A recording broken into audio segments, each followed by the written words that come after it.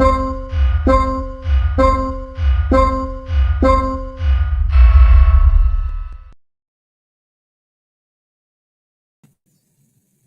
everybody, and thank you so much for joining us on the Dedicated Show. We have a special episode today. We're going to talk about results-driven data literacy. Yes, it's no longer just data literacy. Now we have to be focused on actually getting results, which I think makes complete sense.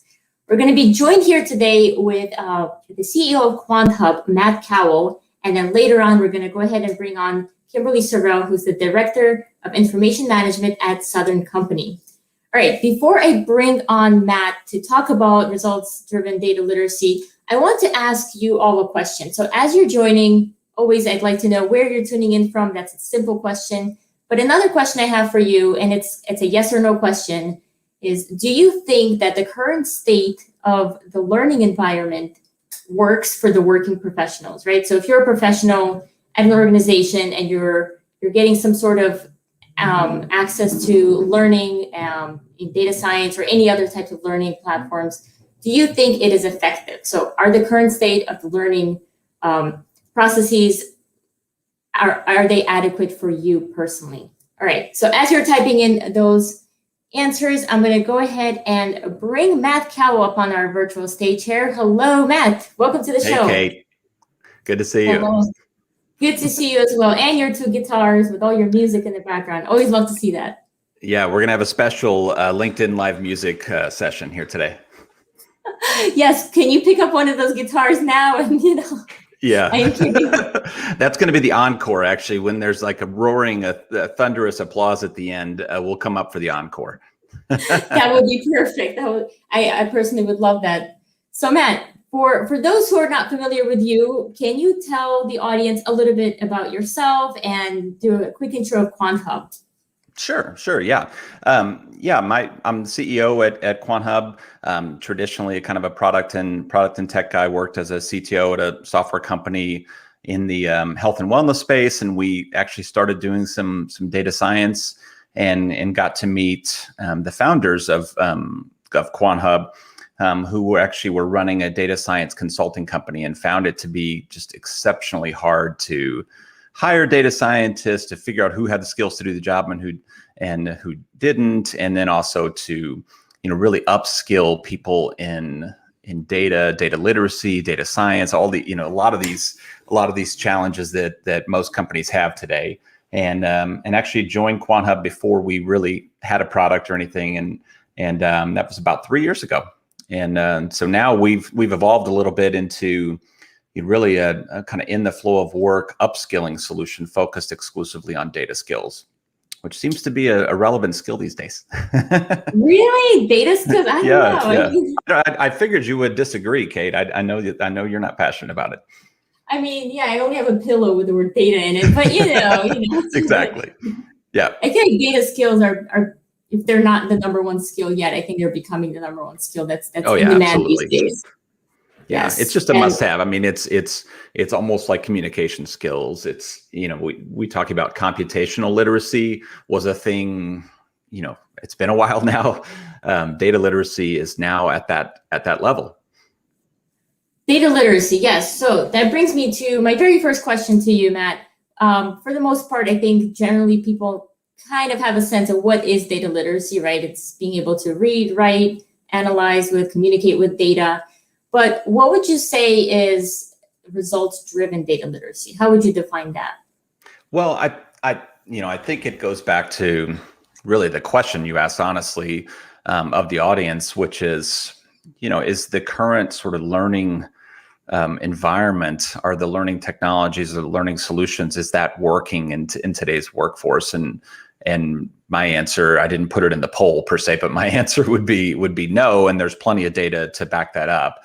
And so when we talk about results-driven data literacy, in my mind, it's achieving data literacy. I mean, this is an entire enterprise problem. Everyone in the entire organization, regardless of role, has some level of data literacy that they need in their job, and they interact with data every day, every single one of us. And so results-driven data literacy, there's really maybe two aspects of that. Number one, how do we actually get the results in achieving a data literate workforce. And that really goes back to learning technologies and methodology and how we've always learned being, not really very effective in academia and that type of thing. And so there's part of that is, how do we achieve the results of actually becoming a data literate organization? And I know we'll get into that some, but the second part is, there are business results to be had here. And, there are really good studies out there from Accenture and Click, for example, where there are hundreds of millions of dollars at stake here from becoming a more data-driven, data literate organization, up to $500 million in market cap from being a highly data-driven organization for large companies. So, when you talk about it being results oriented, those are the two aspects I think about: is how do we, what are we going to get out of being more data literate as an enterprise? But then also, the result needs to be, you can't just throw some licenses to training provider here to an entire enterprise and say, go upskill on data, become data literate. It doesn't quite work that way. Yes, absolutely. And I think you made a great point with, the amount of investment that goes into making your organization or attempting to make your organization data literate.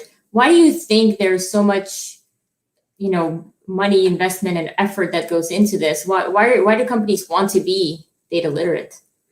Well, I think it's just, it is almost like, it's just ubiquitous, I guess is maybe the way I would say it.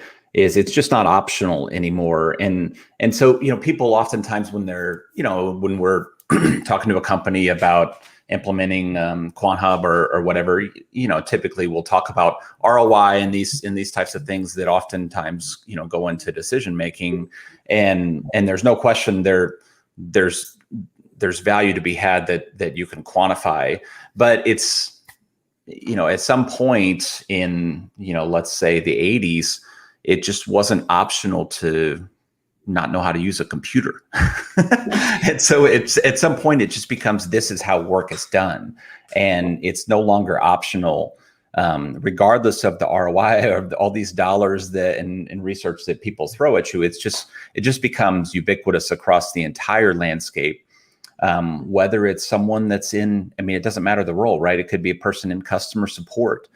What's their role in the data lifecycle? It's a critical role. If you're planning on actually doing any sort of downstream analysis, well, then they need to realize they're creating data by entering in support cases every single day.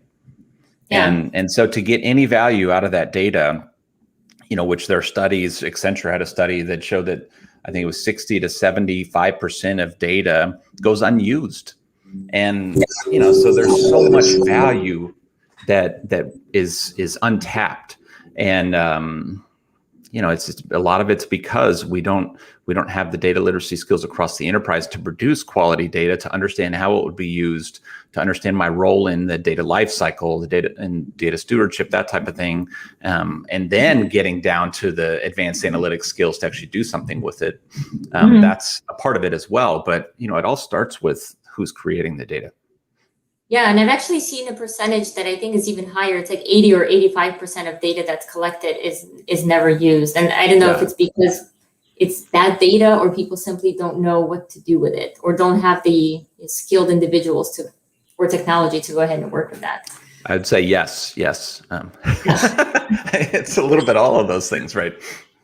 Yes, exactly. So I'm going to take a few questions from the audience at this point. So Raymond here is asking, what is QuantHub? Who is it for? And basically, who is it not for, right? So who's the target user of something like QuantHub?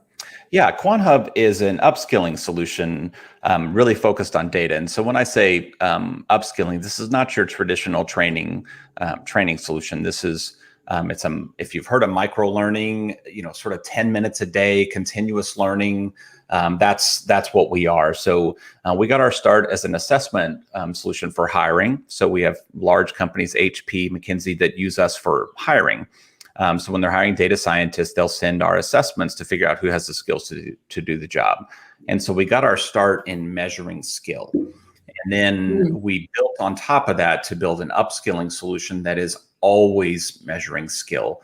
And so no more sort of check the box, mark complete. I finished this training course. I must have learned everything I needed and I'm going to remember it forever, which is unfortunately a little bit of fantasy. So we have an assessment solution that's kind of infused in our upskilling product, and it's a daily drip, kind of every single day, answer a few questions, read a 10-minute article, video, that type of thing. And so it's delivered to you in Slack or Teams, so it's right where you are, eliminating a lot of the friction that exists in learning solutions. And so who are we for? As you might guess, I would say we're for everyone, because data literacy is an enterprise problem. And so data literacy is not trying to teach people data science, or even SQL, or in some cases not even Excel. Right? Some people don't even need to use Excel. So there's a spectrum of data skill.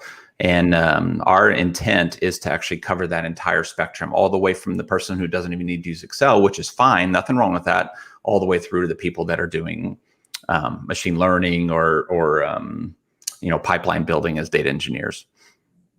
Yeah, I definitely agree. And I know we'll get into learning environments and all that in just a little bit, but I do believe that this drip learning, the micro learning, is so much more effective than simply giving an individual access to everything out there. It's kind of like giving somebody the internet, right?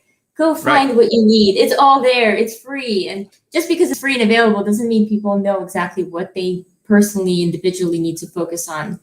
That's exactly right. Yes, and Shruti here just says QuantHub sounds amazing. It does sound amazing, Shruti. Oh, thank you. I'm biased, so I'm not even going to comment. I'll just take one more quick question that I saw, and then we're going to go ahead and bring up our other guest. I guess I scrolled by too fast, but somebody was asking if we're going to talk about what results driven actually means, like what results for specific stakeholders. Okay, yeah. Well, that's a good one. I mean, it's if you think about different maybe personas across the organization, or roles for that matter, and so what is the value of being more data driven in marketing? As an example, marketing has become a science, right?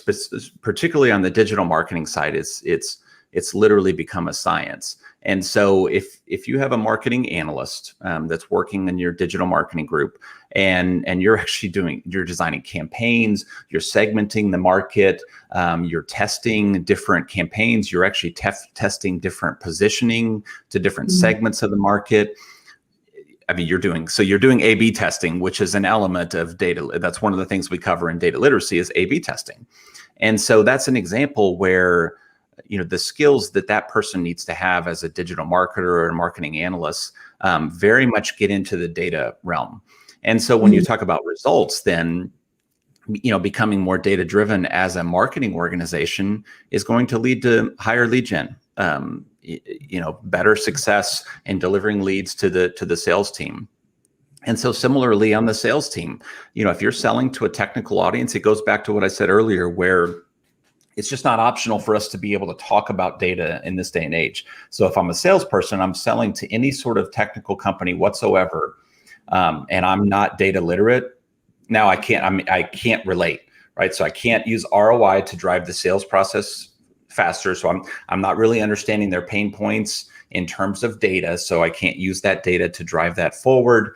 And I can't speak the lingo, if you will. And so that's an example as well.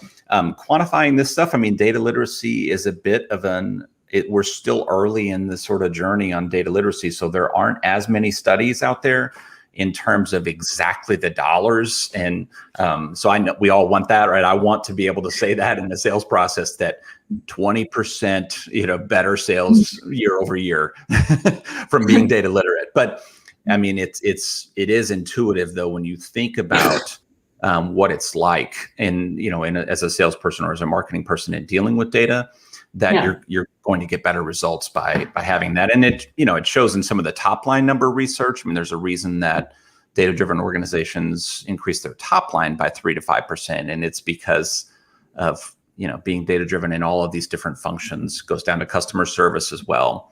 How do I analyze why my customers feel the way they do about us? And what do I do about it? And what's working, what's not working? Well, that's all using data.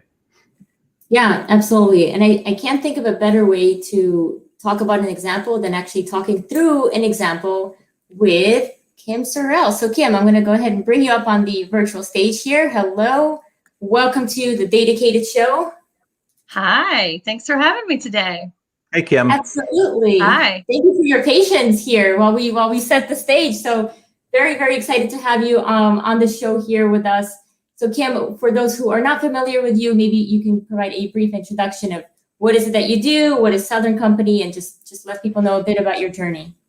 Absolutely. So I'm the director of the Information Management Office at Southern Company.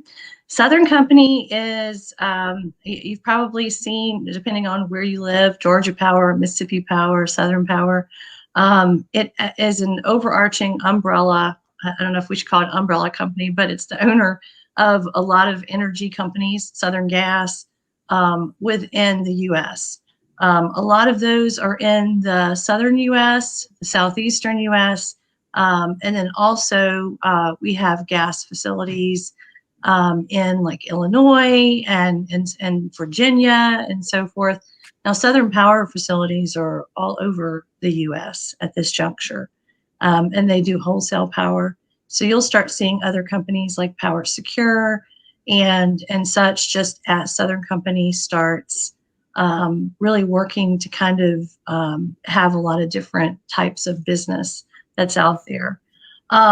So the Information Management Office is responsible for enterprise level strategy and platforms and so forth in data analytics, AI, big data, and so forth, content management. So I've spent a lot of time in this role. I have a background as a developer, and I'm very passionate about data. And well, Matt can tell you, I'll talk about data with you all day long. And I have, so I really had the honor of being able to work through the data strategy at Southern Company. And I know that Southern Company over the years, it's been around for quite some time. And I know that it actually had a lot of different pockets of people that were doing things. And several years ago, there was an enterprise strategy team that was stood up. And so we started really focusing on putting those strategies in paper and seeing where our gaps were and figure out how to move the needle. Things like adding a data catalog and educating people on data stewardship and the data stewardship role. Having a lot of self-service analytics. We do a lot of Power BI is probably our main tool of choice as far as visualization is concerned. And we do a lot of training in that and consulting. So a couple of years ago, I went to a Gartner conference and heard the term data literacy. It was probably a few years ago now. And there was a keynote speaker that said, "Do you speak data?" And it really resonated with me. You kind of think of those things like, wow, that's a really good nugget. So started doing a lot of recon on it and seeing companies that we consider very much leaders in technology like Google and Amazon and such had these programs. And so wanted to do a little more research into how we could bring that into our business and how it could impact us. Great. Thank you so much for sharing that. We have a lot of people just saying hello to you at this point. Hello, Kim. Hi, Kim. Hey. You're getting a lot of love on LinkedIn here. And Raymond here even says that Southern Company provides their house electricity. Woohoo! Yeah. Thank you, Raymond. Yeah, me too. And Valerie saying, "Hey, that was me." Was Valerie the one? That was Val, actually. She was at Gartner back then, actually, right? Yeah. Oh, it was. I love it. That is so awesome. That is really funny. That's really good. Yeah. Absolutely. So you get to see that you're like, hey, I was that person that said I speak data. And it resonated. It resonated for sure. Wow, that's really cool. I was going to ask for the name of the keynote speaker, but I know from personal experience, sometimes I remember the words, but not the name. So I didn't want to ask, but look, Val's here. I'm with you. Yes. Yes. Perfect. I would have said I'll have to get back to you on that. So tell me the story about how you find the gaps. So you started out by saying you've identified gaps in I guess, data literacy or the current state of affairs at Southern Company. What was the process for identifying those gaps? Oh gosh, that's a very good question. So we, as we were moving along, and the state of tools, a lot of people are focused on tools, and tools change, and data processes change, and so forth. But the lingo remains the same.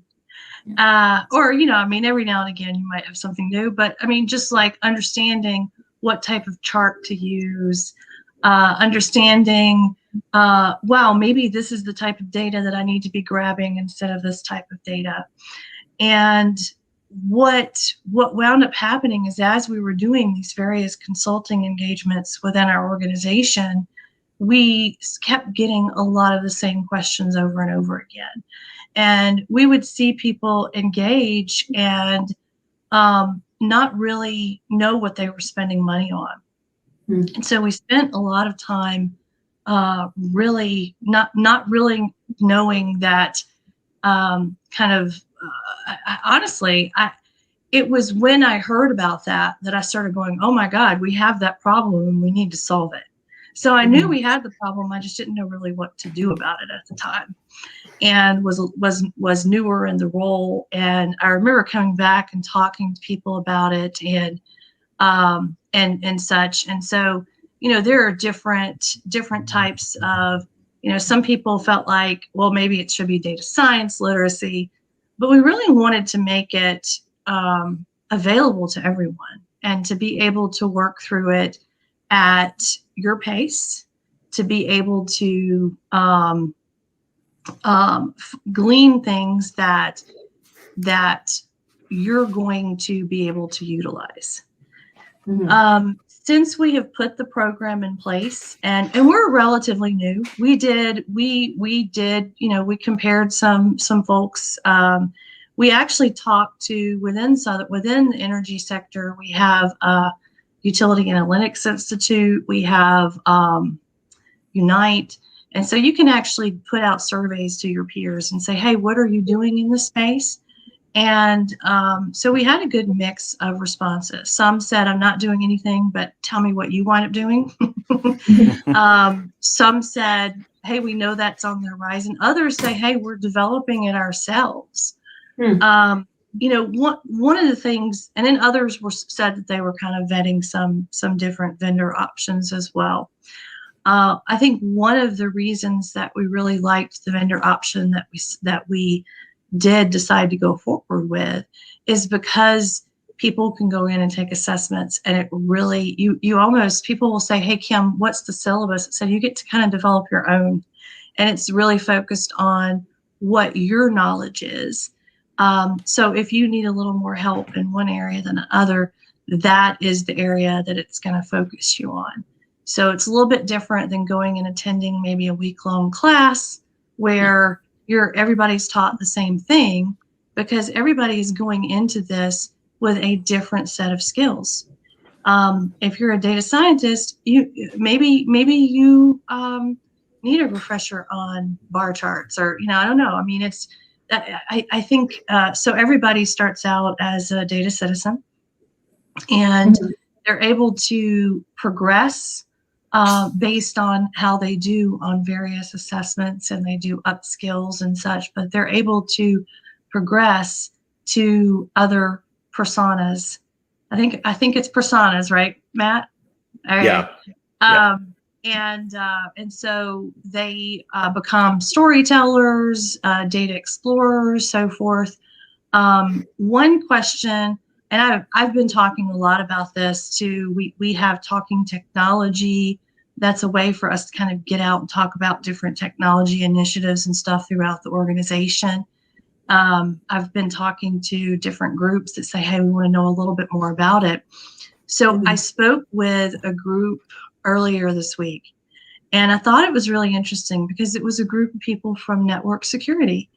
And the gentleman that had asked me to come and speak had taken some of the material, and he had somebody say, well, how is this gonna help me in data in network security? How is this actually going to help me?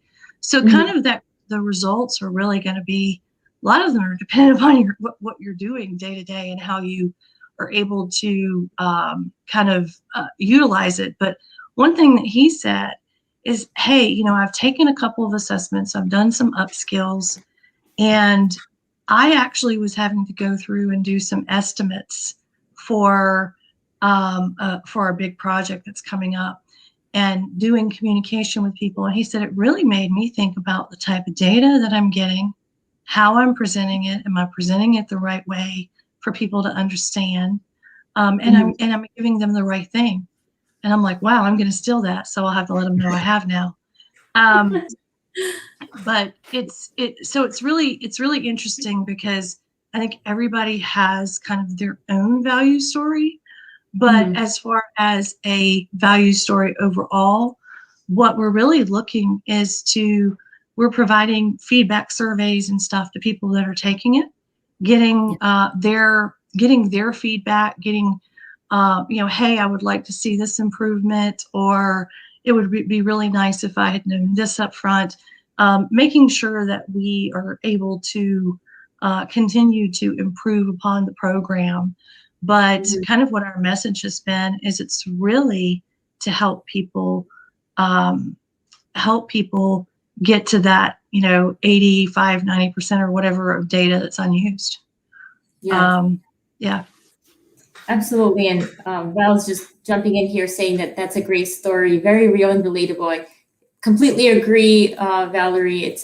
I love hearing everyone's real journeys, and I will ask you about some of the real challenges that you might have faced. But first, I wanted to make a quick point where you mentioned that everyone starts out with different skill sets, right? When they're going through let's say a week-long training program. The other side of the coin is not everyone has to come out at that same level, right? Because people have different roles within an organization. So I think the need for custom training becomes even more important when we're considering the level of data literacy that everyone has to achieve is likely going to vary based on their involvement with data and how much time they actually have to work with data. And that brings me to another great question from Raymond, and he's asking, does data literacy mean your entire group needs to be data literate or half? I have thoughts on this, but we'd love to hear from both of you. Does everybody have to be data literate? We like to use the number 40. We like to use the number 43%. Only no, I'm kidding. So yeah, I think honestly we're a little early in data literacy, and we're all on this journey. So I would say over time, just like I mentioned earlier, in terms of like computer literacy and these types of things, yes, I think everyone needs to be data literate. Is it tomorrow that 100% of people need to be? That would be great, but it's going to be a journey to get there. And so, I do actually think, that's the goal. I think Kim's story around people not even realizing how they could be using those skills if they had them. And I think that's part of the challenge right now for a company like ours. That's part of the challenge, is having, really there's an educational piece of this and having people understand that. But yeah, I do think the pursuit of a high percent of people being data literate that's where we need to be over time. No question. Yeah. And I'll tell you guys a very new story, because it just came to me. I literally just had a gentleman within the past hour send me a note and say, hey, I work in power delivery in Georgia Power. And he's a manager over there. And he said, I have an opportunity that has come up that is it would be a good opportunity for someone that's interested in data. And can you tell me who in power delivery is in the data literacy program? From this subset of people. And it's really interesting because those are the ones that he's going to reach out to and say, hey, I understand you're interested in data and you're in the data literacy program. Would you like an opportunity to apply some of this? How cool is that? That's super cool. Yeah, I had to read it twice. I'm like, wow. It's because I think you'll be surprised by some of the daily encounters that you have. And if anything, I have had so many people just reach out and say, wow, I'd never heard of this and so forth. So thank you, Valerie. But it was, it's been really good. Yeah, it's been really good. So I mean, that's a new value story from this morning, is that. So if I had to answer the question, yeah, I would recommend it to everybody. Whenever people ask me that, what I say is that it's probably more well served people that have interest initially, and then they are going to get out and start sharing, and people are going to see the things that they're doing, and then you're going to might have a little bit more of a bandwagon effect, where people are going to be really interested in helping get out there and move that data needle.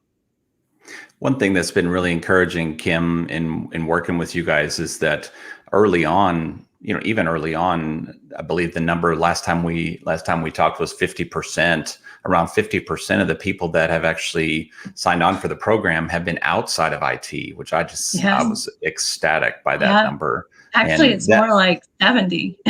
Okay, yeah. So it's even gotten. So that's just to me, Kate. Going back to the question, that's an indication that this is not an IT. This is not an IT specific or data professional specific initiative. This is really for the enterprise, which is, I think, where it needs to be. So it's encouraging to see that happening at Southern Company for sure. Mm-hmm.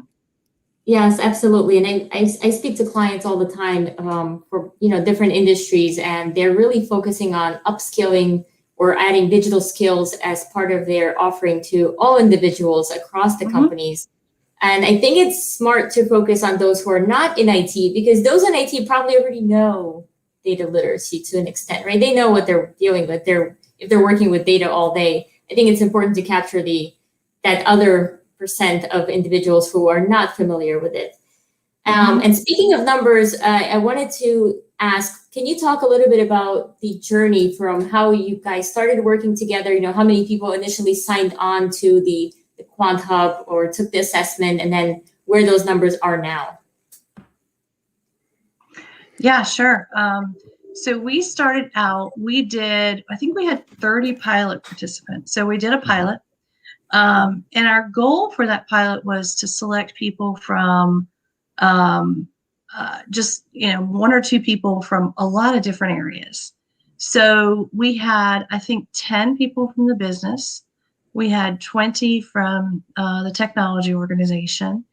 And we did a pilot. The pilot ran several weeks, and we were constantly giving feedback from that pilot. We did a couple of different surveys. We also did we've all been in a virtual world, so I'm saying in-person whiteboarding session using Miro. And that session was, hey, what would you improve? What do you like? So we really took all of that, wrapped it into here's our takeaways. So we worked with QuantHub on those, selected them as our vendor. And then we went into what we called an early adopter phase, because this is when we actually started tying things in, like our single sign-on and just some various touch points to make sure that we have it connected and people can sign up for it very easily and so forth. So our early adopter, I think we invited 70 people or so, 50 to 70 or something, to our early adopter phase. And we had about half of those sign up, maybe a little bit more than half. Some that were in the pilot, some that were not. And then we did a full-scale release in early to mid-March. And within that time frame, I looked a little bit earlier, we have 518 people that have signed up.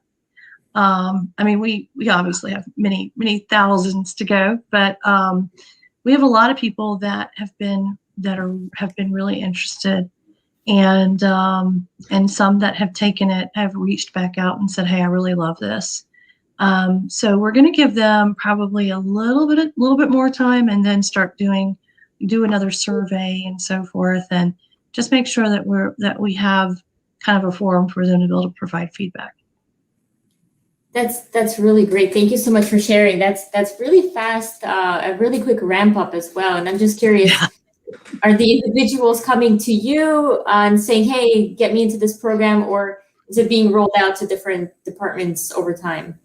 So we sent out, when you have a company this size, sometimes it is difficult to get the word out. So we have various technology announcement areas that we put things. One called Tech Source, so it's on there. We've done several talks, what they call talking technologies. We have announcements on the various intranet pages, because there's an intranet page depending on what company you work for. So I officially work for Southern Company, but each one has different ones. And also the corporate communications has sent out emails. We have a Yammer site, so people can go out there and ask questions and get answers. We have an FAQ, which we've been updating, so people can go out and read the FAQ to understand. A lot of questions we get are internal, like how is this being charged, funded? So a lot of people have questions about that. One of the questions that we have fielded quite a bit is, since we have these various personas, and then as you get to more and more advanced, there's data science and stuff. So they say, does that equate to a job title? I know that was one of the things that I probably would think of as, it's not an obstacle, it's just a question you have to answer, but it doesn't necessarily equate to a job title, but it might give you, some credentials to do so, right? Yes, it can give you that push that you need to move in that direction. I definitely can see that. We have a question here from Deepak. He's asking how to go about data literacy for executives and leadership teams, because it's easier to do so at junior levels as you tell them the basics of data visualization, teach them some Power BI, drive self-service. How do you teach the senior leaders about data? So I'd love to hear from both of you, because you both have different perspectives on that question. Matt, do you want to go first on that one? Yeah. So there are a couple. Kim mentioned our personas, and so what we mean by that is, we have basically a grouping of skills into almost levels, if you will, and we don't call those roles because everyone's a data citizen. Everyone can be involved in doing data storytelling. Everyone can be involved in doing some data exploration. And excuse me. And so it goes back to the executives then. What's one of the things that they're doing probably all the time is storytelling. And so there are aspects that actually of data skills, not just data literacy. I mean, data literacy can be a broad topic, but just think of data period, whether it's kind of data literacy all the way through to data storytelling or your data strategy. So there are different things for us that we cover in there that are appropriate for lots of different roles. So storytelling is an example, obviously, that's appropriate for all levels within the organization. Data strategy is an example of understanding even how to structure organizations. What types of roles do you typically see on a data team? What are different aspects of even methodologies that are used in data projects? So if you start getting down that path, so that's what I would say, just in terms of kind of how we think about those skills. And Kim, I'm curious what you think, just in terms of maybe the buy-in side of maybe getting like leadership to buy into a relatively sizable program around data literacy across the enterprise, like you guys are rolling out at Southern Company. Right. Well, you have to be a good salesperson. I'm just kidding. No, I joke a little bit, but no, in actuality, I would say that anybody at any level could take this program, but I get that your CIO may not have the bandwidth to do it because they have so many other things going on. But one thing that I would say is that it was part of our strategy. So we had it as part of our strategy. So there are several things that you do as you're getting strategies approved. And one is present to the executive leadership. And so and this was, back whenever we were in the office. So I got to answer questions around the table, see a lot of head nods. And so you say, hey, here's what my ask is. And one of the asks that we had was the data literacy program. So you really have to kind of talk about what the value is and how you think it's going to add value to your organization. A lot of people like to go back to ROI. Does it have direct ROI? Perhaps not. But if you start thinking about if it's allowing your people to innovate, to optimize, to provide better customer leadership or service. You can even think about it from security. Oh gosh, well, maybe I do need to think about my data needing to be more secure. Yeah. Regulatory, because we have a lot of regulatory things that we deal with. And so a lot of that is, I have conversations with my boss has conversations with his boss. A lot of that is over time as you have opportunities to educate, to really talk about how this can help kind of move the organization forward, and talk about some of the value stories that you have. And so it's been well received. Was it easy to get funding up front? No, but you just have to do the discussions, provide how you feel like it's really going to help. And so we started small, and then as people started pilot and early adopter and so forth, so we started small. And I think that was the key to, you get a lot of people on the bandwagon at that point. It would be really nice to have the executive saying, hey, I need you to take this program. I think we'll get there, honestly. What we've seen, just to add to that, we've seen multiple different types of organizations approach it differently. One of our customers has a core value around being data driven, and so that is coming from the top, and so there's a champion in the C-suite, if you will, that's pushing that. And we have other organizations that are starting small and just kind of one pocket of a really, really big organization, like the Navy as a customer, for example, and we're in with kind of one pocket of it. But, in that case, we'll kind of show over time the success of this. And I think it will continue to permeate and then influence strategy once people start seeing the success. So I think it depends a little bit on the organization as to where it starts. Yeah, absolutely. Where it starts and where it wants to end up, right? I think different organizations also have different goals. Kim, before I let you go and continue the conversation with Matt, I just had a final question for you, because you're in that process right now. And I think a lot of the members of the audience, if they're interested in implementing their own results-driven data literacy program, what advice would you have for them? What do you think you could have done differently? And I know you're in early stages, but you can always go back in your mind and think, oh, maybe if I'd done this differently from the get-go, it would have been easier. So I'd love to hear some of your advice and thoughts on that. Oh gosh, that's an excellent question. I think one thing is to really understand your culture, and so I think that coming into this, I was like, oh, this is a great idea. We're going to go with it, and really, you've work with people and get buy-in, and we did.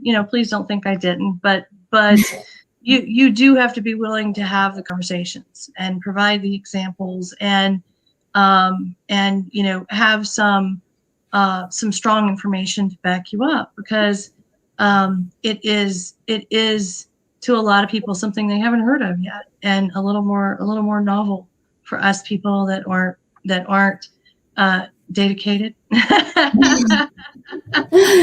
it. Thank you. Wow, Yeah. that was well done right there. Yeah. So I think that would be it. Yeah, and definitely just involve as many people cross-functional as you can in the pilot, because that's how you're going to get the best feedback, and take that feedback and incorporate it. Great. Perfect. Well, thank you so much, Kim, for your time. If Thank people you. want to reach out to you, is LinkedIn a good platform to reach out if they want to continue the conversation? Great. Awesome. Thank you so much for your time. Thanks for having me. Yeah. Have a great day. Thanks, Kim. Good talking to you. All right, Matt. Now we're shifting focus a tiny bit. We're still going to talk about results-driven data literacy. Yeah. But I want to shift gears and talk about the current state of how people learn things in the professional environment, right? Mm-hmm. How would you describe the current state of affairs versus how things should be done? Or what do you think is more effective at teaching the professional something like data literacy or additional relevant skills? Yeah, it's something we're pretty passionate about here. And I like to go back to just thinking about school, how we've all learned in school, well, quote unquote, learned. So there's this pattern that we all follow. We study, test, forget, study, test, forget. And there's plenty of science behind that that's been around since the 1940s. So this science has been around in terms of things like the forgetting curve, and where there's stats that show that 90% of all of knowledge you learn in that type of method is lost in the first month. And so we're spending a lot of time, money in the corporate world with that type of learning, where you take long form courses, everyone takes the same course. And so you're starting to see now people kind of bolt on assessment platforms where they will assess people to tell them which course to go to, but it's still a long form course. And Kate, if you and I both assess the same, we would still take the exact same course, even though half of it for you is not useful, and then half of it for me is over my head, right? And so that's what I still see as the predominant, and there's plenty of studies out there that show that that's the predominant methodology still to this day, even though the sort of micro learning type of understanding and that science has been around since the 1940s. In fact, actually, machine learning is based on that type of approach, not this actual. It's based on how we should be learning, not how we're typically taught in sort of traditional learning settings. So we should be learning like machines. Is that what you're saying, Matt? Yeah, that's actually our CTO Nathan and I have presented on that topic before. Of like learn like machines learn, even though machines actually learn based on how we really actually learn. But that's maybe another topic. Interesting. All right. Well, I didn't know that, so definitely learned something new. All right. So QuantHub, right? QuantHub provides people with this ability to engage in assessments and micro learning. So can you show us a little bit of, maybe a quick demo of how this actually works? Because I think it's so powerful to see things versus talk about them. Yeah, absolutely. I definitely can. And so with QuantHub, it all really starts, everything we do is short. So there's so much friction in the learning process. And one of the reasons for that is people just don't have time. Our attention spans have maybe never been less than they are right now. Wait, what are you talking about? You lost me now. Yeah. Well, hold on there. A bird just flew by. Let me see what's going on outside my window here. So yeah, our attention spans are not quite what they used to be. And studies have shown that on average in sort of even in an online kind of e-learning environment, the average attention span is about 10 to 15 minutes. And so most courses aren't 10 to 15 minutes. And so everything we do is short. And it's all in a process that starts with where are my skills now? Mm-hmm. Let me go learn something. And then I will actually just kind of continuously reassess, learn. So it's assess, learn, all in a very short cycle. So let me actually show you just real quick. So QuantHub starts with assessments. Everything's short, so it's 10 minutes or less. So this is, I just signed into a new account, and this is what you see in a new account. So, obviously multiple choice question here. We're always presenting context. And so showing people why, what type of question it is, what it's covering, why that topic is important. Because this is all about learning. So this is not about assessing my skills so that I, can get a promotion or get a raise or that type of thing. Maybe long term, there's an element of that, but this is meant to be lightweight, low stress, and quick. And so we're tracking points there if you get questions right, and kind of give people a sense of how they're doing and kind of the progress they're making. And so we give feedback on questions right or wrong immediately. This is another one on visual literacy. I'm just going to go through a couple of these. So it asks if you know how to read charts, right? So this is so these are a couple examples of obviously visual literacy. It shows you when you get it incorrect, it shows you that feedback. Of course, you can't see it because because you're sharing. Okay. Yeah, sorry, I didn't realize that was blocking. People can go and take this test themselves, right? If they wanted to find out how data literate they are. Yeah, and I mean that's the thing, is it's not 100 question test to say, where am I data literacy? People don't take 100 question tests. So again, there's too much friction. So everything we're doing is trying to get this to fit in. This, if you're in the learning field, you've heard everybody talk about in the flow of work, and that's very much an in vogue term. But it's self-explanatory what it means. It needs to fit into something I can do, in my job. And so it needs to be something that people can do, on a daily basis. I'm just guessing some answers here just so you see feedback. We have questions. Wrong, I don't know. You're getting a lot wrong. Poor data literacy. Don't judge. And so here's a slider question where, again, we're letting you express your level of confidence, and that affects how many points you can earn, and so on. I really like this style because it looks like a game. It looks like fun. It's not like, okay, multiple choice only. It kind of lets you play with things and slide. Right. Yeah. It's meant to be fun, right? I mean, learning shouldn't be such a stress, and it shouldn't be something that I have to really figure out how to carve out time for. I learn every day anyway. And so what we're trying to do in QuantHub is we're really trying to mimic how you learn every day. So if I think about it, maybe an example of, I'm putting, we're a company, it was a relatively early stage company. So I do our forecast model, and I'm putting that forecast model. So I'm in spreadsheets, and I'm in working with data and trying to figure out what our business is going to look like. And so there's something I come upon, I don't know how to do it. So I've done a little mini assessment in my brain. I've identified there's a gap. And now what do? I go and search, I find the answer, and then I apply it. That is learning on the job. And that's exactly what we're doing here, is we're mimicking that inside of QuantHub. So as soon as you finish that assessment, you get a report that shows you what skills were covered. We're tracking how long it takes you to answer questions. We're tracking how many points you get, and then your accuracy on those. Of course, you can get down and look at the different topics that were covered. And so once you've actually gone through that, then we are all about action. And so you can see where you are.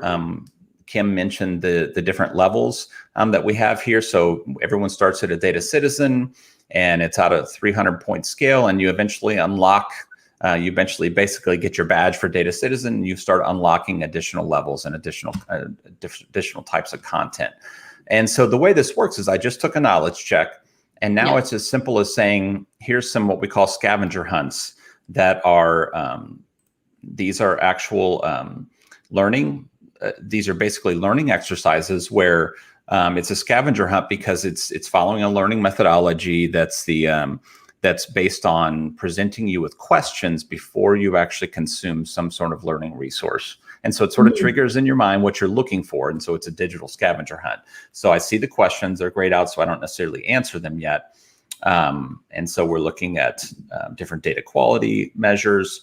And now I actually look at this article. This article is freely available online. So what we do at QuantHub is we curate learning content. There's so much great content online, but people don't know where to go. They don't know what they need. They don't know how to track their progress. They don't know how to fit it in their day and find the right resources. And so we're doing all that for you. And so this is a great resource on your guide to data quality management. So now I'm reading this with the purpose of answering those questions. And then I come back and I just do that 3-question quiz. And now I'm answering those questions. So if I get it right or wrong here, it's going to tell me to review the resource and so on. So when I'm done with that, I actually come back here and so I come back here, and now if I had completed that, my recommendations change. And so it's basically 10 minutes a day. And then as I complete 5 of these, I unlock my next knowledge check, which helps measure skills. So you can see we're not a big bolt-on assessment, take this big test ahead of time, take this big test after. Everything we do is about measuring skill. Did you learn that material? Where are your skills on this? And then we have a recommendation engine that's taking all of that into account to figure out sort of what's next for you. The last thing I was going to show real quick, Kate, was again, we talk about there being a lot of friction in the learning process. And so this is Microsoft Teams. And so there's even too much friction in having learners go out and log into some other system to learn.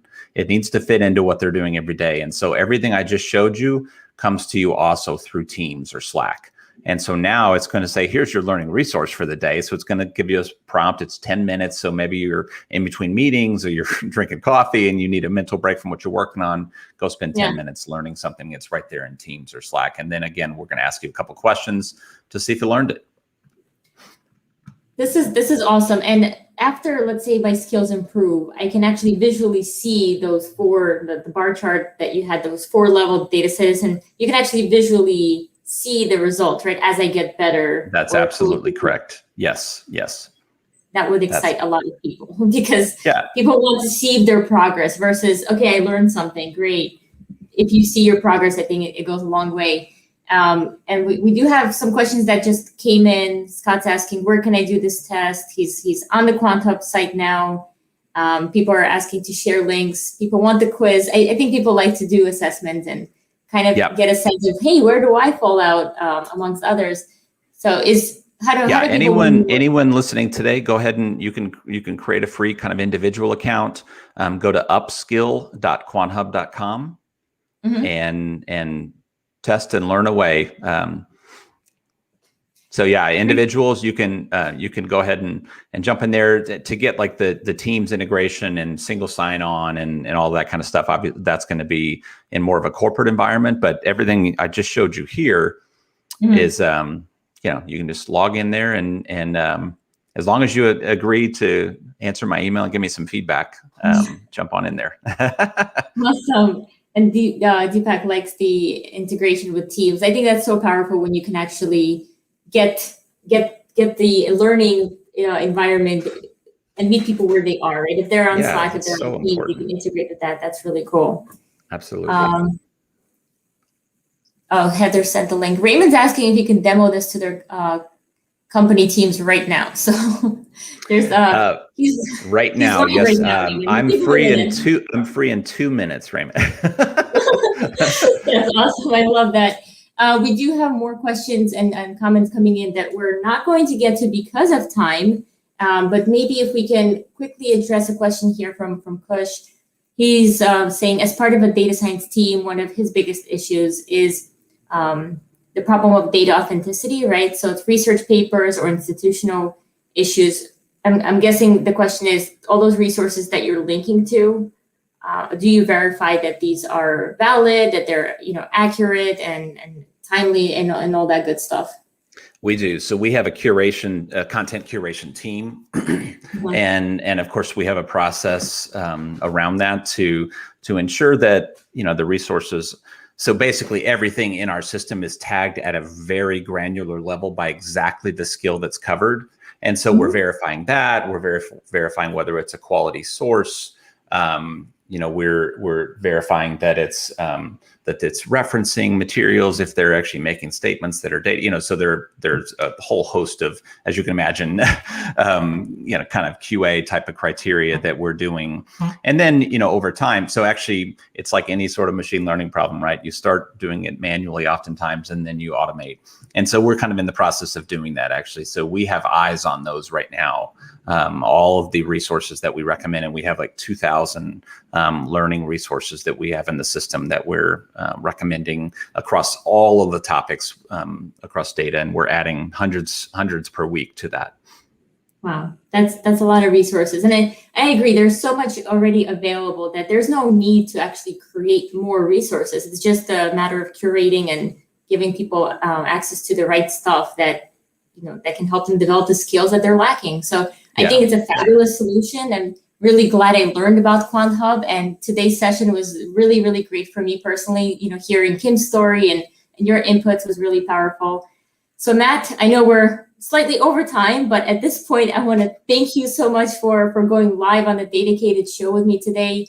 And if people have more questions and want to continue the conversation, do you also prefer LinkedIn, or do you have another means of reaching? Yeah, LinkedIn would be great, or you can email me at matt@quanthub.com. And Heather here has provided your email, so there you go. Yeah, Matt. or M. Cowell. It's easier to just use Matt. Okay, great. All right, Matt, thank you so much again. Have a great rest of your day, your week. Yeah, thanks, Kate. It was great talking to you. I really appreciate it. All right. Awesome. Thank you so much. Thanks. Bye. Bye.